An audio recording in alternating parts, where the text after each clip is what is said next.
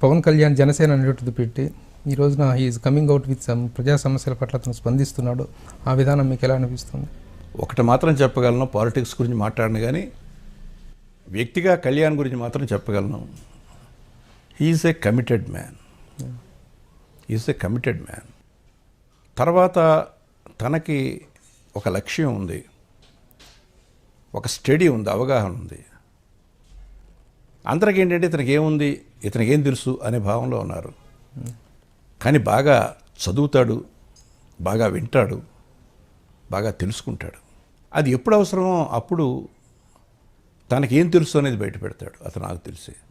So is a very committed man, is a very serious man, very sincere man politics విషయంలో.